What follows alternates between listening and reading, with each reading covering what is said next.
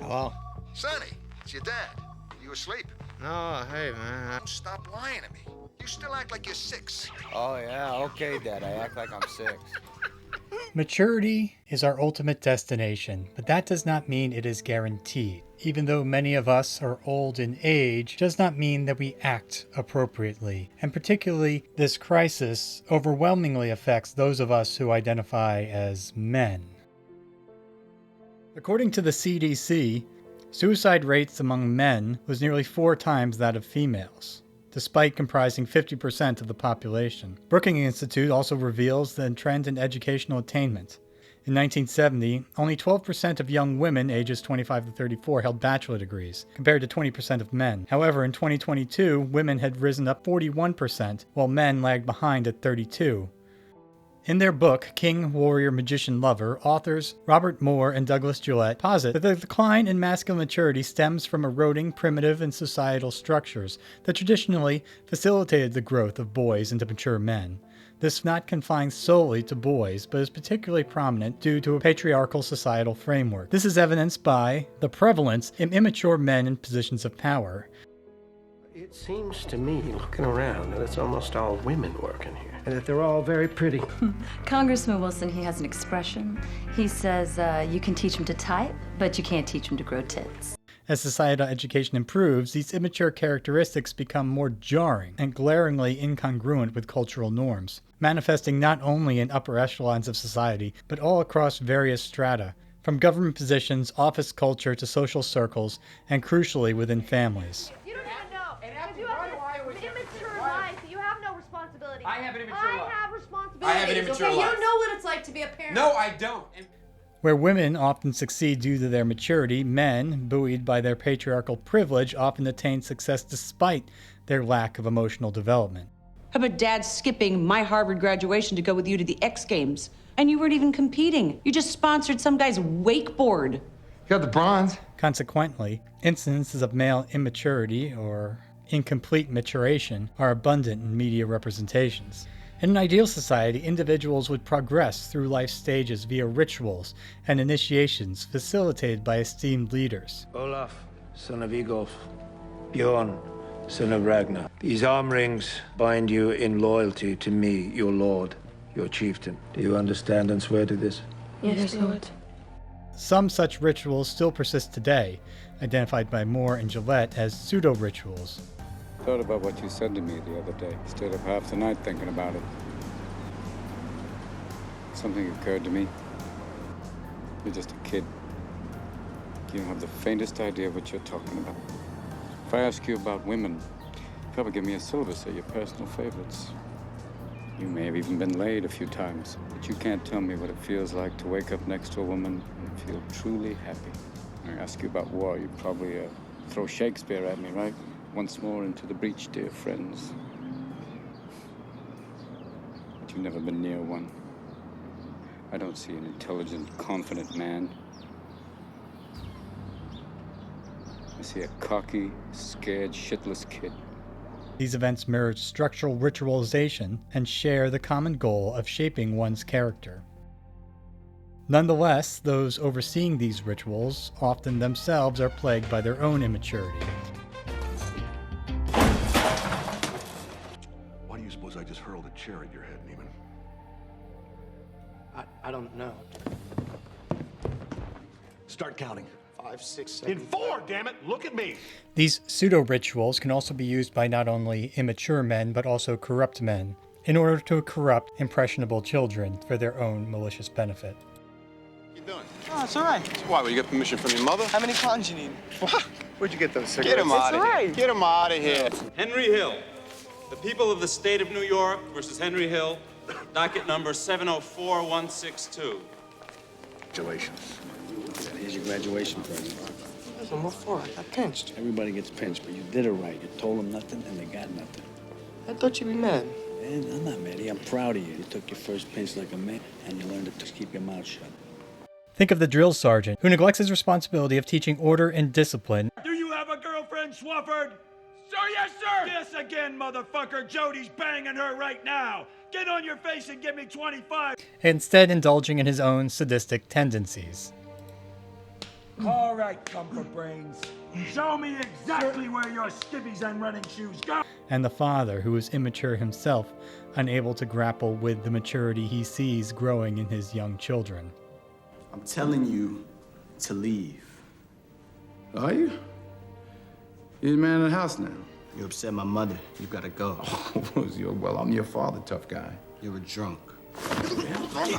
I'm a drunk. You don't know who the fuck I am. Renowned psychologist Carl Jung and his followers posit that all humans share a foundational operating system, fostering similar development paths expressed through art, universal myths. Archetypes, predominantly featured in shared narratives, encompass the masculine identities of the king, the warrior, the magician, and the lover. I will cover each of those archetypes in their own videos, but for this video I'll be focusing primarily on the immature archetypes. Each archetype boosts a corresponding childhood form, intermediate stage, forming a continuum from child psychology to mature adulthood. These stages are representative of the divine child, the hero, the precocious child, and the Opedal Child. Balanced achievement of each archetype's childhood phase serves as a prerequisite for progressing towards a corresponding mature archetype, symbolizing a crucial step towards adulthood. Let's take each one in turn.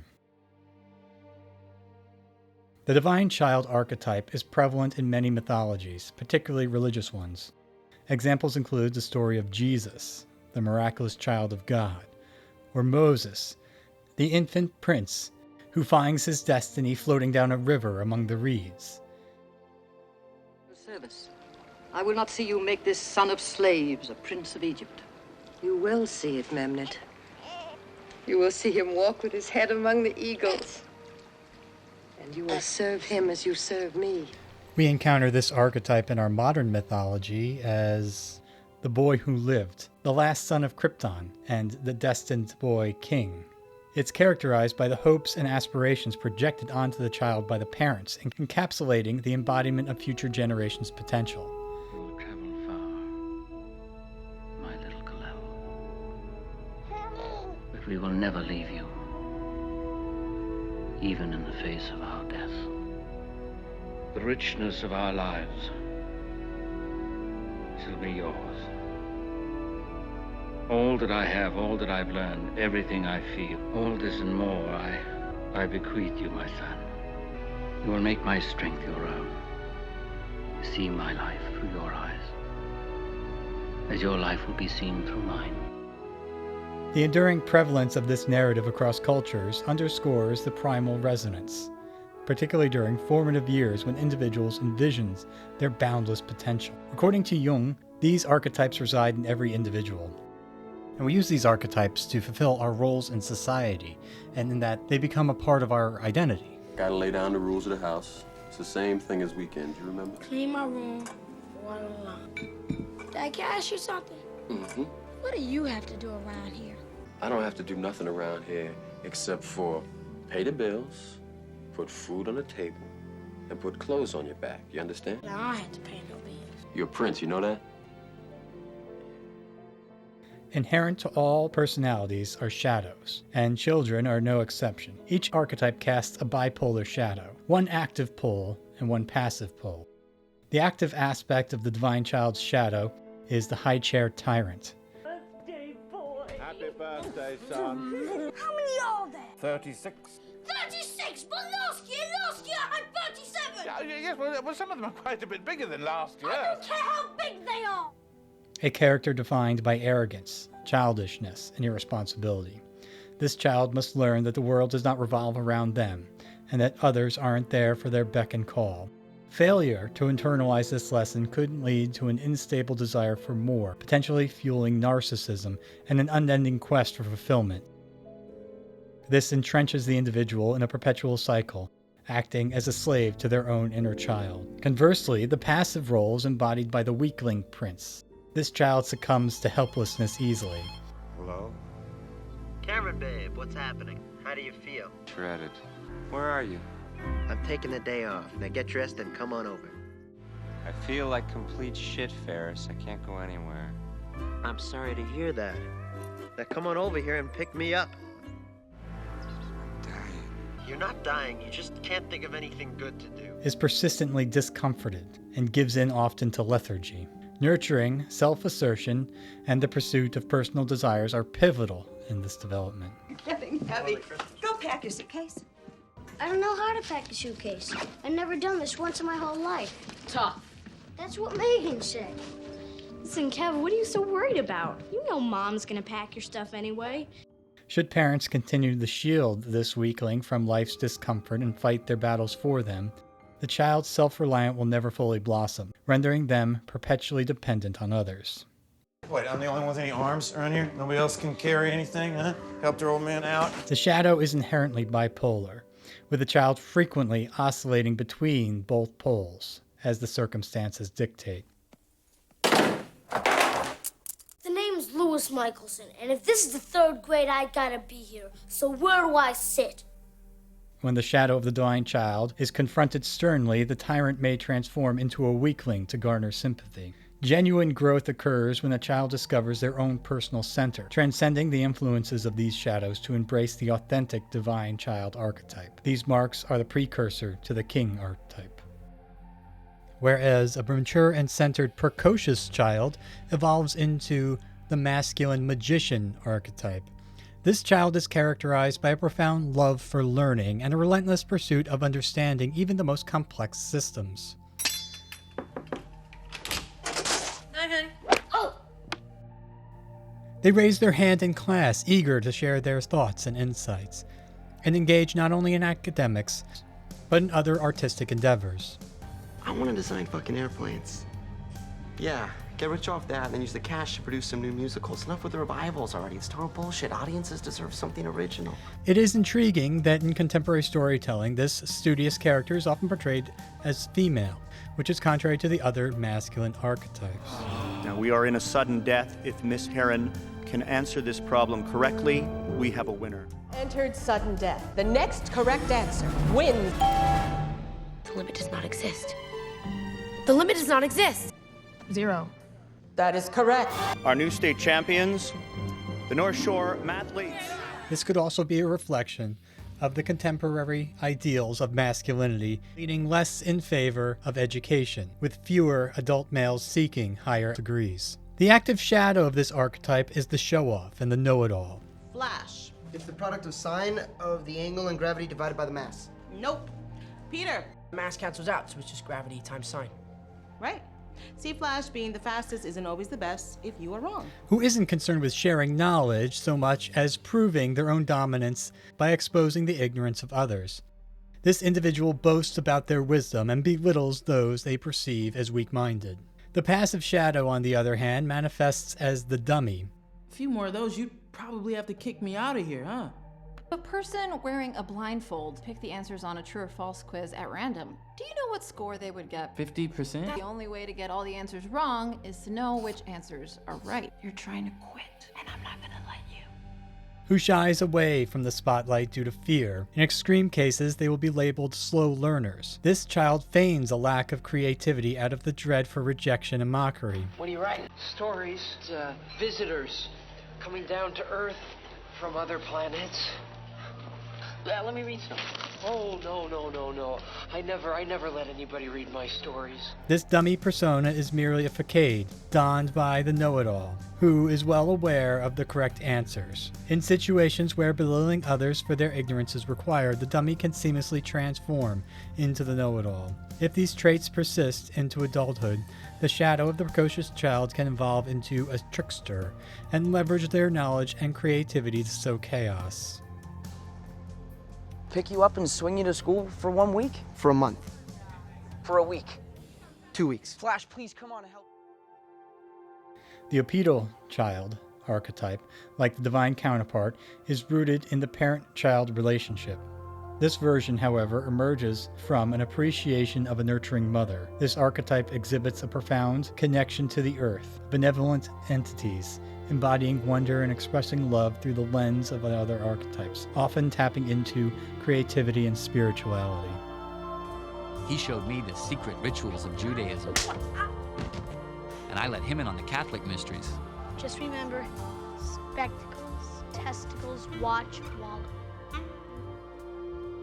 Interestingly, the Opedal Child can manifest even in those who haven't matured through other archetypes. Scotty, have you made any friends yet?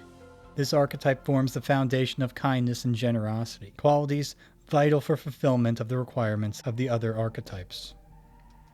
College courses with me. That'll be the day. Why not? You're smart enough. It's the way they think of me. Just one of those low-life Chambers kids. That's not true. The Opedal Child's active shadow is the mama's boy, obsessively fixated on his mother and at times entertaining fantasies of marriage, especially when the father figure is absent or lacks a particularly strong presence in their life. I hate you! Even William hates you! I don't hate her. You do hate her. You don't even know the truth. Taken to an extreme, this child may even harbor thoughts of marital elimination. I am your son. I am come to avenge King Arvandil, to choke my traitorous uncle in his dead blood, and to free you. Your father endured me because I bore him a son. Reflecting a universal theme of the myths involving God's demise to unite with the goddess mother. Now that you are here, what do we do? I should kill you, and all that is dear to you. But you love me. A son loves his mother, and a mother loves her son. Wait a minute, Doc, are you trying to tell me that my mother has got the hots for me? Left unaddressed, son inclinations can foster a pattern of seeking unobtainable marital spouses. Try not to stare. She's married. It's a shame. You're beautiful. Thank you. She has 2 kids, too. Shut up! You think that's going to stop him from hitting on her? It's not at all. The passive shadow, however, materializes as the dreamer. Unlike the mama's boy, the dreamer merely fantasizes about pursuing such a relationship. Hey, I had a good meeting with Miss Butler this time. I kind of liked her. What did she say? Said you're still staring out the window all day. Not all day. Often distancing themselves from human interaction. I don't want you sitting around in here all summer fiddling with this stuff. I want you to get out and make some friends. Run around, scrape your knees, get dirty, climb trees, hop fences, get into trouble, for crying out loud. Not too much, but some. You have my permission. As peers engage in learning and play, the dreamer remains engrossed in solitary fantasies. The mature Opedal Child transforms into the lover archetype, embracing its nurturing roots and cultivating a deep appreciation for love in all its various forms. Not better, just more mature. I'm into romance and grown-up shit, and you guys are still in the little kid stuff. I don't even know why we're still friends. The ultimate masculine child archetype is the hero. Unlike the other archetypes, the hero embodies the culmination of child psychology. George McFly or a fighter. You're somebody who's going to stand up for yourself, somebody who's going to protect her. You leave her alone. Representing an endpoint in itself, the hero is indispensable, essential for instigating change, safeguarding interests beyond oneself, and advancing society. I got 6 weeks to get in shape. 6 weeks, I'll do whatever it takes. And at the end of the 6 weeks, you don't think it's right, call it off. Really? Look, this is what I'm here for, all right? I'll go 24/7. Often, the struggle to complete maturity arises from an individual's reluctance to relinquish their inner hero. Nigga said something about my ma, so I beat his ass. I would like it very much if you would come and stay with me. Do you think you'd want to do that? Hey, fam, dig this. I was showing you love, man. You ain't got to come off like that. Yeah, that's cool. That's cool. That's all love. I know it's cool. You definitely know it's cool. Now, who you talking to, man? You talking real tough, you feel me? You better talk to your little pretty boy boyfriend, man. You get a VIP pass next to your pop talking to me like that. The hero archetype serves as a catalyst for transformation, protection, and progress, underpinning pivotal moments in life. Without the hero, monumental achievements, discoveries, and even societal evolution would be stymied. The hero's essence is defined by what it possesses, making it the cornerstone of growth. However, the hero archetype casts a long and intricate shadow, a facet familiar to all, both in childhood and adulthood. The active facet materializes as a bully or grandstander. Hey, come on, man. My brother gave me that. Now you're giving it to me. Give it to me. Driven by an insatiable need for attention. The power of the power glove. Not everyone can use these things, by the way. You have to be specially trained in Taekwondo, which is like karate, but just more expensive. Penis Parker, what's up? When I say penis, you say This individual signs alone, disregarding teamwork, craves the limelight regardless of any cost. Contrastingly, the passive side manifests as a coward, shying away from confrontation. What do you let those boys push you around like that for? Well, they're bigger than me. Stand tall, boy. Have some respect for yourself. Oh, why'd you say that, Chief? Come on, man, don't let your mouth write a check your butt can't cash. Evading challenges, and as a result is plagued by persistent guilt. I was relieved to get out of the situation, you know, but now there's this level of humiliation setting in that I can tell is going to be with me for fucking ever. This passivity is a crucial lesson for the hero, fostering the untaught yet essential virtue of humility. Humility emerges from interplay between the bully and the coward. Go back and sit with your dork girlfriend in your girl boots! Are you gonna cry now? Shaping the hero's development. Paradoxically, humility can only be installed by a bully's assertiveness and absorbed by the coward's introspection. Talk, no walk, Jaworski. You're not worth a hill of beans. What does that mean? This intricate dance births the true hero. Don't know when to give up, do you? Been like this all day. Persistent oscillation between the two facets characterize both children and immature adults. Do you hear me? I'm not afraid anymore. A journey towards self-discovery and the finding of true balance. The hero's role remains crucial in life, making it integral for those who champion causes beyond one's self-interest or willing to take risks. This embodies the hero's essence, a fundamental force driving transformation. The hero's actions might seem reckless to the passive or fearful, including the king or the warrior archetype, yet they are pivotal in ushering in change and progress. Aging and wisdom occur throughout victories and defeats, ushering the hero's transformation into a warrior. A warrior, guided by experience, refrains from battles that they cannot win. Nevertheless, even a mature warrior can, when necessary, revert to a hero, deploying its energy to confront dire situations. Surviving the heroic stage serves as a reminder that a hero paves the path for the greater warrior, with all these stages forming midpoints towards a higher level of maturity. This has been a production of Minimum Effort Media. There are new videos on this channel on the first Friday of every month. In the next few videos, I will be exploring the mature masculine archetypes. If you would like to win a free copy of Moore & Gillette's King, Warrior, Magician, Lover, I will be hosting a giveaway on each video I release on the topic, including this one. All you have to do to enter is be a subscriber with notifications turned on, like the video, leave a comment, and I will choose the comments at random and post the winner on my next archetype video. If you have any questions, you can always reach out to me at The Lazy Stoic across all social media. Thank you for watching.